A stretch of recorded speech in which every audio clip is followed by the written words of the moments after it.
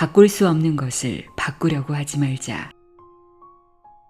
바꿀 수 있는 것은 용기를 내어 바꾸려고 하자. 단순하지만 어려운 일이다. 하지만 이것을 할 수 있다면 당신은 잘될 운명으로 흘러가게 된다.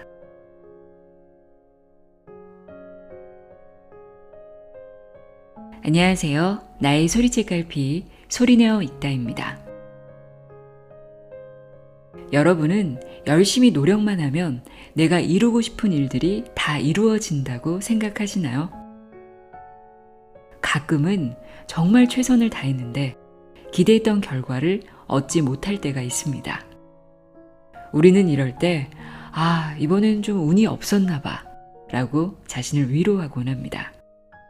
이렇게 은연중에 우리는 운이라는 게 존재한다는 걸 믿고 있습니다. 100% 믿지 않는 분들도 분명히 있을 겁니다. 유튜브를 보다 보면요, 내가 흥미를 가질 만한 영상들이 기가 막히게 추천되어 있어서 나도 모르게 클릭하게 될 때가 있죠. 나에게 딱 맞는 추천 영상을 볼 수 있도록 하는 이 기술을 유튜브 알고리즘이라고 하더라고요. 내가 그동안 검색했던 검색어라든가 시청했던 영상들에 대한 정보가 모두 망라되어 있는 빅데이터를 분석한 결과물이라 할 수 있는데요. 운에도 알고리즘이 있다면 어떨까요? 운명에 대한, 운에 대한 알고리즘을 이해하면 좀 더 나은 삶을 살아갈 수 있지 않을까요? 오늘 읽어드릴 책이 잘될 운명으로 가는 운의 알고리즘입니다. 시대를 참 잘 반영한 제목이라는 생각이 들었어요. 읽고 싶게 만드는 그런 제목이죠. 이 책은 국내 최고의 타로 마스터 정혜도 씨가 지난 15년 동안 15,000여 명을 상담하며 알게 된 운의 알고리즘에 대해, 운의 알고리즘이 작동하는 법칙에 대해 이야기하고 있습니다. 이 저자분이 타로 세계에서는 꽤 유명하신 분이더라고요. 타로 마스터 정혜도라는 구독자 수가 20만 명이 넘는 유튜브 채널을 운영하고 있고요. 1000명이 넘는 제자들을 양성한 타로 마스터들의 마스터라고 합니다. 책에 소개된 여러 에피소드를 읽으면서 저자가 마음도 참 따뜻한 분이라는 걸 느낄 수 있었습니다. 제가 재미삼아 사주는 본 적이 있는데 타로는 전혀 접해본 적이 없어서 그런지 타로에 대한 내용도 꽤 흥미롭게 읽었습니다. 무엇보다 운이라는 개념이 다소 추상적이잖아요. 이 운이라는 것을 조금은 구체적으로 이해할 수 있었다는 점, 또 운의 흐름을 좋게 하는 잘될 운명으로 갈 수 있는 실천적인 방법들이 제시되어 있어 좋았습니다. 운의 알고리즘 중에서 운에 대해 이해할 수 있는 내용 읽어드립니다.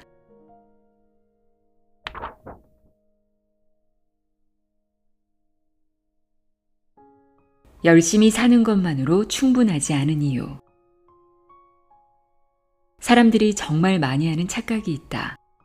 바로 열심히만 살면 원하는 인생을 살 수 있을 것이라는 믿음이다. 물론 어느 정도 맞는 말이다.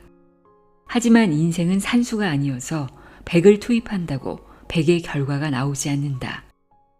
1을 투입했는데 100의 결과가 나오기도 하고 100을 투입해도 마이너스 500의 결과가 나오기도 한다. 코로나19 바이러스가 전 세계적으로 확산된 이후 여행업계, 공연업계 등 많은 대면 산업이 타격을 입었고 해당 산업의 종사자들이 상당수 일자리를 잃고 힘든 시기를 보내고 있다. 과연 그들이 열심히 살지 않아서 그렇게 되었을까? 반면 온라인 게임 제작업체나 배달 중개 플랫폼과 같은 비대면 산업은 코로나19 덕분에 호황을 누리는 중이다. 그들은 여행업계 종사자들보다 열심히 살았기 때문에 승승장구하는 것일까? 누가 보아도 그렇지 않다고 대답할 것이다. 다들 각자의 방식으로 자신의 삶을 열심히 살아왔을 뿐인데 코로나19라는 예상치 못한 변수로 인해 저마다의 삶에 각기 다른 영향을 받은 것이다. 이처럼 인생에는 수많은 변수들이 존재하고 이 중 상당수는 내 통제권을 벗어나 있다. 나는 이 모든 것을 총체적으로 운이라고 부른다. 우리가 대한민국에서 태어난 것은 운이다. 특정 연도에 태어난 것도 운이다. 우리 부모님에게 태어난 것도 운이다. 남자 또는 여자로 태어난 것도 운이다. 특정한 외모, 신체적 조건, 재능, 기질 또한 태어나면서부터 타고난 운이다. 나라는 사람을 정의하는 다양한 요소 중 내가 선택한 바를 제외한 많은 부분이 태어날 때부터 주어진 것, 한마디로 운이다. 우리가 살면서 마주하게 되는 수많은 상황들은 우리의 통제권을 벗어나 일어난다. 예를 들어 10명에게 상금을 주는 공모전에 100명이 지원했다고 하자. 수많은 지원자들이 제출한 제안서를 1등부터 100등까지 순위를 매기는 것이 현실적으로 불가능한 일이지만 설령 가능하다고 치자. 그렇다면 1등부터 10등까지 정확히 객관적인 실력에 따라 선발될까? 그렇지 않다. 심사위원들이 처음에는 변별력을 위해 엄격하게 점수를 매겨야지 하고 박하게 점수를 주다가 오후쯤 되면 지치고 피곤해져서 나른한 가운데 점수를 후하게 줄 수도 있다. 그뿐일까? 실수로 엑셀 파일의 엉뚱한 칸에 점수를 입력할지도 모른다. 만일 심사위원들이 제안서를 나눠서 점수를 매길 경우 보다 너그러운 기준을 가진 심사위원의 손을 거친 제안서들이 선택될 확률이 높다. 몇 주 동안 공모전에 당선되기 위해 밤새 준비한 지원자들 입장에서는 억울하겠지만 이처럼 세상의 많은 일들은 공평하게 이루어지지 않는다. 그런데 운을 알지 못하면 살면서 일어나는 수많은 부조리한 일들을 받아들이기가 쉽지 않다. 진인사 대천명. 인간으로서 해야 할 일을 다하고 나서 하늘의 명을 기다린다는 뜻이다. 내가 만난 성공한 사람들은 최선의 노력을 하되 결과에 대해서는 담담한 태도를 보였다. 반면 아직 인생 경험이 많지 않은 사회초년생들은 작은 일에도 일희일비하며 어쩔 줄 몰라 하는 경향이 있었다. 몇 번의 노력만 하고서 원하는 결과로 귀결되지 않았다며 세상이 불공평하다고 원망하고 꿈을 포기하고 사는 경우도 보았다. 하지만 이는 반은 알고 반은 모르는 것이다. 최선을 다하는 것은 좋은 결과를 위한 필요 조건이지 충분 조건이 아니다. 지금껏 열심히 산 죄밖에 없는데 어쩌다 제 인생이 이렇게 되었을까요? 라고 묻는다면 그 사람은 운을 이해하지 못한 것이다.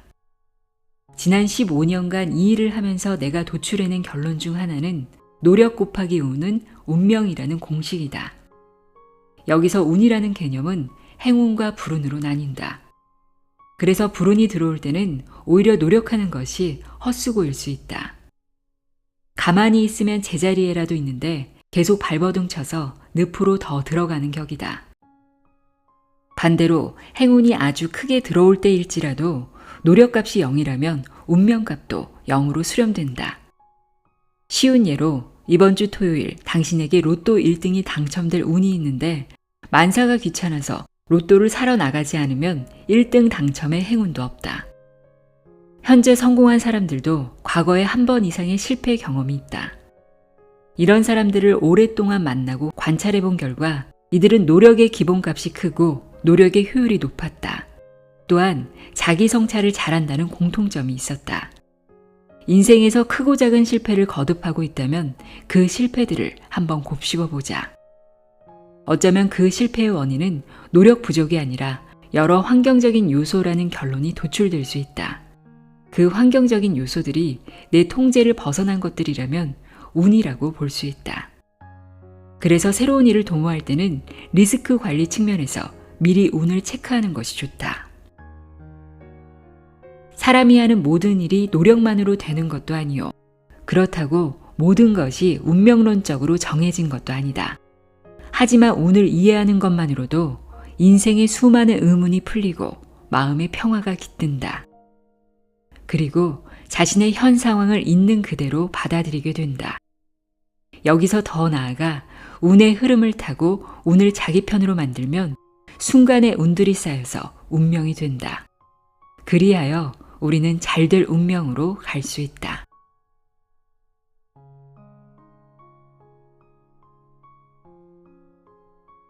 운명을 받아들이는 4가지 태도. 이게 다 엄마 때문이야. 부끄럽지만 내가 중학생 때부터 20대 초반까지 입버릇처럼 하던 말이다. 그 시기에 나는 아토피 피부염 때문에 내 인생을 마음대로 살지 못해 세상을 향해 원망의 마음을 품었다. 주변에 그런 마음을 구체적으로 드러내고 탓할 만한 대상을 어머니로 삼고 어머니 탓을 했던 것이다. 지금 생각하면 정말 어리석었다. 아직도 어머니에게 죄송한 마음이 사무친다. 아이를 낳아 키우면서 과거에 내가 어머니께 했던 행동을 더욱 후회하게 된 계기가 있다. 첫째 아이 100일 무렵에 내가 아이의 손톱을 잘라주다가 아주 살짝 살을 찝어서 피가 조금 났다. 아이는 울지 않았지만 그날 밤 나는 한숨도 못 잤다. 처음에는 아이 손톱 하나 제대로 못 자른 나 자신을 자책했고 혹시라도 염증이 생기면 어떡하나 걱정도 되었다. 생각은 꼬리를 물고 어머니의 마음을 헤아리게 되는 데까지 나아갔다. 자식의 작은 상처에도 이렇게 걱정이 되고 잠을 못 이룰 정도인데 온몸이 상처투성이가 되어 매일 밤 괴로워하던 나를 바라보았던 어머니의 마음은 얼마나 아프고 힘드셨을까 싶었다. 그러나 지나간 세월은 이미 엎질러진 물과 같아 돌이킬 수 없다.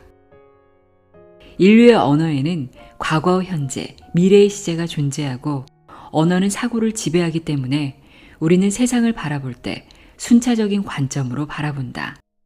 하지만 이 셋은 분리된 시간이 아니고 서로 연결되어 있고 상호작용한다. 즉, 현재의 관점의 변화가 과거와 미래를 변화시킬 수도 있다. 아버지를 한평생 원망하던 사람이 있었다.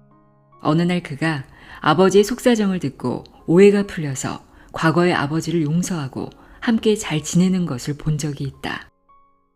현재의 사건이 과거와 미래에 영향을 준 것이다. 나는 상담을 하면서 어쩔 수 없는 현재와 지나간 과거를 원망하면서 사는 사람들을 많이 보았다. 나이를 먹으니 주름도 생기고 늙는 것 같아서 속상해요. 남편이 이제 제발 정신 좀 차렸으면 좋겠어요. 지긋지긋해요. 이런 것들은 내 마음대로 바꾸기 어려운 것들이다. 나이가 들면서 주름이 생기는 걸 어떻게 막을 수 있을까? 물론 화장품이나 미용 시술로 노화를 얼마간 늦출 수는 있겠지만 아예 막을 도리는 없다. 50대가 20대처럼 되고 싶어 한다면 어리석은 것이다. 어리석음의 관점이 세팅되면 운의 알고리즘은 그 상태로 계속 고여있게 된다. 새로운 운을 보내주지 않는 것이다. 내가 상담을 하면서 사람들이 세상을 바라보는 관점을 정리한 결과 다음에 4가지로 분류할 수 있었다. 첫째, 바꿀 수 없는 것을 바꾸려고 함. 이것을 어리석음이라 한다. 둘째, 바꿀 수 있는 것을 바꾸지 않음. 이것을 나태함이라 한다. 셋째, 바꿀 수 없는 것을 받아들임. 이것을 평온함이라 한다. 넷째, 바꿀 수 있는 것을 바꾸려고 함. 이것을 용기라 한다. 그리고 바꿀 수 있는 것인지 바꿀 수 없는 것인지 구별하는 것을 지혜라 한다. 바꿀 수 없는 것을 바꾸려고 하지 말자. 바꿀 수 있는 것은 용기를 내어 바꾸려고 하자. 단순하지만 어려운 일이다. 하지만 이것을 할 수 있다면 당신은 잘될 운명으로 흘러가게 된다. 임계점의 법칙. 안 될 운명에도 임계점이 있다. 물은 99도에서 끓지 않다가 100도가 되면 그때부터 끓기 시작하여 수증기가 된다. 이처럼 액체가 기체로 성질 변화를 일으키는 온도를 끓는 점이라고 한다. 과학에서는 끓는 점처럼 물질의 구조와 성질이 다른 상태로 바뀔 때의 온도와 압력을 임계점이라고 부른다. 나는 이 책에서 임계점을 우리의 마음가짐이 좋은 방향으로든 나쁜 방향으로든 질적으로 변화하는 기점을 지칭하는 의미로 쓰고자 한다. 운의 알고리즘도 임계점이 되어야만 피부로 느낄 수 있게 다가온다. 나는 임계점이 오기 전에 징조를 보고 미래를 예측하는 일을 한다. 그 덕분에 운이 좋은 사람과 나쁜 사람들이 임계점으로 가는 과정과 도달하는 순간을 지켜봐왔다. 그 이야기를 한번 해보려고 한다. 자타공인 최고의 예능인으로 활동하고 있는 개그우먼 손님의 이야기다. 내가 그녀를 처음 상담한 것은 2010년이었다. 지금만큼 유명세는 아니지만 당시에도 길을 걸으면 사람들이 그녀를 알아볼 정도의 인지도가 있었다. 그럼에도 불구하고 그녀는 과하다 싶을 정도로 겸손하게 자신을 낮추었다. 시청자들을 웃길 수 있다면 어떤 굳은 역할도 하겠다는 열정도 있었다. 여기에 타고난 재능과 끼도 이미 검증된 상태였다. 이 사람 정도라면 톱스타도 될 수 있겠다. 그날 상담을 하며 그녀의 태도를 인상적으로 본 나는 그녀의 팬이 되었다. 고맙게도 내 상담소를 꾸준히 찾아준 덕에 나는 그녀가 대학로 공연장에서부터 한 단계 한 단계 올라 최고의 자리까지 오르는 과정을 가까이에서 지켜볼 수 있었다. 마치 물이 0도에서 1도씩 차근차근 끓어서 100도가 되는 과정과 비슷했다. 그녀가 스타의 반열에 오른 후에도 상담을 할 기회가 있었는데 10년 전의 겸손과 열정이 그대로 남아 있었다.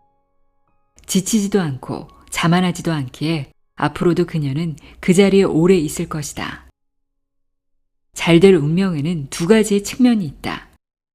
첫째는 잘될 운명의 순간까지 도달하는 것이고, 둘째는 잘될 운명을 유지하는 것이다. 운의 알고리즘을 잘 타면 내가 가진 것에 비해 잘될 운명에 더 빨리 도달할 수도 있다. 하지만 그것을 유지해 나가는 것은 다른 문제다. 운의 알고리즘이 나에게 불리하게 작용하는 순간이 오기 때문이다. 나는 젊은 나이에 성공한 사람들을 많이 보았다. 연예인, 벤처 사업가, 운동선수 등 동경의 대상이 되는 사람들이다. 내가 만난 그들은 누구보다 절박했고 지금의 자리를 유지해야 한다는 부담감이 엄청났다. 초년 성공이 인생의 위기가 될 수 있다는 말은 그 성공을 유지하기가 어렵기 때문에 나온 말이다. 이는 복싱 챔피언이 새롭게 등장하는 강한 도전자들을 상대로 타이틀 방어전을 하는 것과 같다. 그래서 100도가 아닌 99도를 유지해야 한다. 물이 100도가 넘은 상태가 계속 유지되면 모두 수증기로 증발해버린다. 잘될 운명을 오래 유지하려면 계속 정상의 자리에 있기보다 그 자리에서 내려올 때도 있어야 한다. 그럴 때 내려놓아야 하는 것들이 생긴다. 그렇기 때문에 올라가는 것보다 유지하는 것이 더 힘든 일이다. 나는 능력도 있고 최선을 다하면서 사는데 왜 빛을 못 보고 있지? 라고 생각한다면 두 가지 측면으로 이해할 수 있다. 우선 아직 임계점에 도달하지 않은 상태인 것이다. 지금 당장은 끓는 점을 느끼지 못하고 있지만 서서히 온도가 올라가고 있는 중이므로 빨리 빛을 보고 싶다면 지금보다 더 노력하면 된다. 최선이라는 것은 어디까지나 내 기준일 뿐이며 다른 사람은 나보다 훨씬 더 노력하고 있을지도 모른다. 두 번째로는 내가 설정한 목표가 내 그릇에 비해 너무 높은 것은 아닌지 생각해 보아야 한다. 최대 10억 부자가 될 운명인 사람이 100억 부자가 되고자 한다면 그것을 이루기란 쉽지 않을 터이고 운 총량의 법칙에 따라 금전 영역 이외에 다른 영역이 희생되어야 한다. 돈이 많고 명예가 높다고 해서 반드시 잘될 운명으로 가는 것이 아니라는 사실을 알고 적당한 목표의 임계점을 목표치로 잡는 것이 현명하다. 잘될 운명도 내가 만드는 것이지만 안 될 운명도 결국 내가 만든다. 그런데 대부분 안 될 운명으로 가는 사람들은 자기가 어디로 가고 있는지, 무엇을 잘못하고 있는지 모른다. 불행과 역경이 익숙해지면 행복과 편안함이 낯설어진다. 잘될 운명은 유지하는 게 어렵지만 안 될 운명은 빠져나오는 게 어렵다. 내가 잘될 운명의 임계점으로 가고 있다면 지금의 노력이 당장 보이지 않을 뿐 결코 헛된 것은 아니다. 단, 단기적으로 임계점까지 가지 못한다면 그간의 노력이 헛되었다고 판단할 수도 있다. 하지만 멀리 보면 그것마저도 더 큰 잘될 운명으로 가는 과정이라는 것을 나중에서야 알게 된다. 내가 안 될 운명으로 가는 것도 이와 마찬가지의 흐름이다. 지금 당장은 괜찮다고 생각하지만 임계점이 오면 반드시 대가를 치러야 한다. 특히 악행을 저질렀다면 우주의 법칙은 이를 결코 그냥 넘어가지 않는다. 법구경에 이런 문구가 있다. 악의 열매가 맺기까지는 악한 자도 행복의 맛을 볼 수 있다. 그러나 악행의 열매가 있게 되면 악한 자는 반드시 불행을 피할 수 없다. 선의 열매가 맺기까지는 선한 자도 불행을 맛볼 수 있다. 그러나 선행의 열매가 맺었을 때 선한 자는 반드시 지구한 행복을 맛본다. 임계점의 법칙을 이해했다면 당신은 잘될 운명으로 가는 시작과 끝을 예측할 수 있다.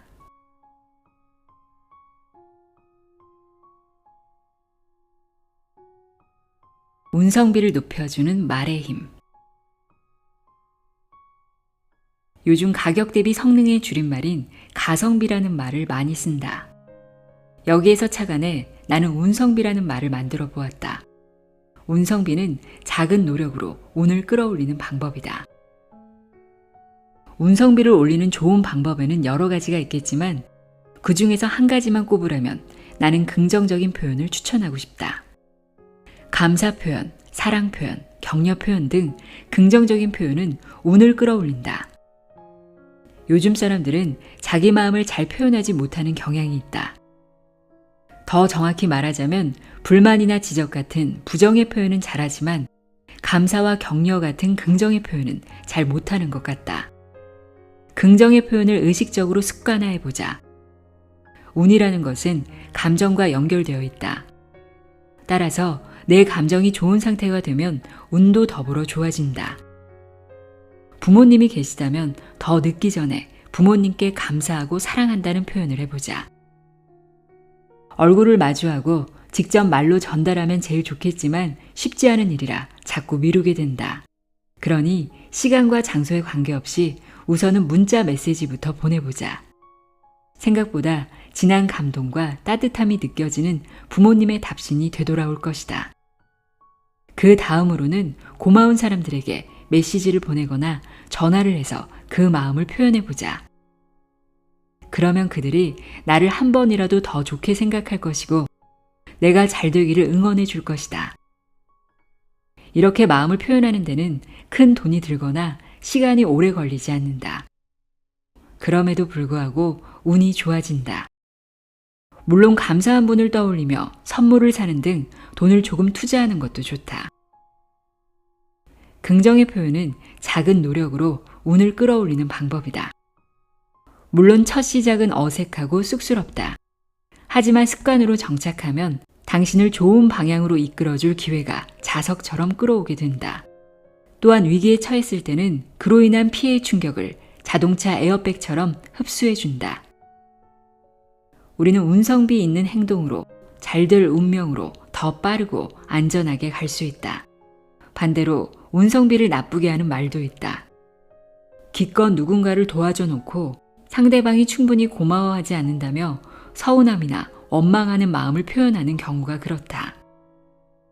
또는 상대를 걱정한다는 미명으로 어설픈 충고나 조언을 하는 것도 좋지 않다. 그 사람을 위해 쌓아 올린 그동안의 99가지의 공덕이 그 한마디의 말 때문에 무너질 수도 있다.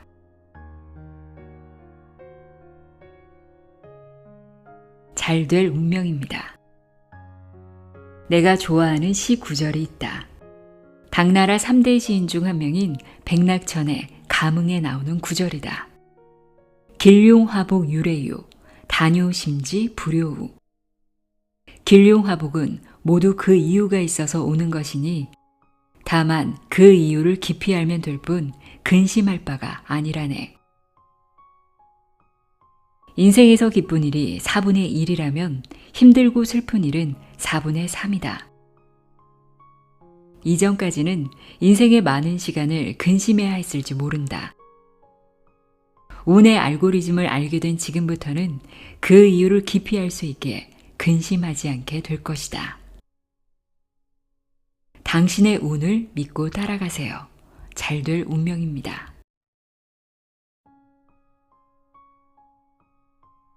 나의 소리책 갈피 소리내어 있다였습니다.